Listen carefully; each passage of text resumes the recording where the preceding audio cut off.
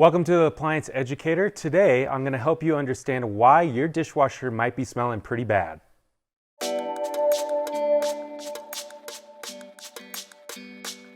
Dishwasher odors can be caused by a buildup of food particles or grease. These particles of food or grease can get stuck in the spray arms, the hoses, the filters, and can really build up over time and cause bacteria and a real stench in your dishwasher. If your dishwasher is giving a really strong mildew odor, you may have a clog in the drain or a kink in one of your hoses. So what you'll want to do is pull your dishwasher out of the cavity, check for some spilled over discolored water or a kink in the hose. If you do see any of those signs, you'll want to call a service provider to come check out what your problem is.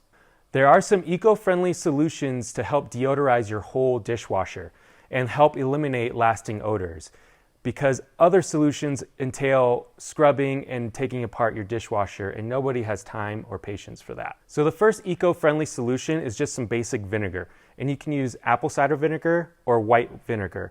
And what we'll do is grab a dishwasher-safe glass or bowl and fill it about a cup and a half full, and place it on the top rack of your dishwasher.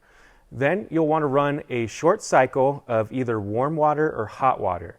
The acidic properties of the vinegar will help eliminate the odors in your dishwasher. The other option you have is to pour the vinegar directly into the tub, but you want to be careful because the acidic properties of the vinegar can eat away at the rubber seals and hoses in your dishwasher over time. The second eco-friendly option we have for you today is baking soda. You'll take a cup of baking soda, sprinkle it around the empty tub of your dishwasher, and run it on a short hot cycle. This should get your dishwasher smelling fresher and looking brighter. Thanks for tuning in, and if you enjoyed this video, please give us a like and subscribe to our channel.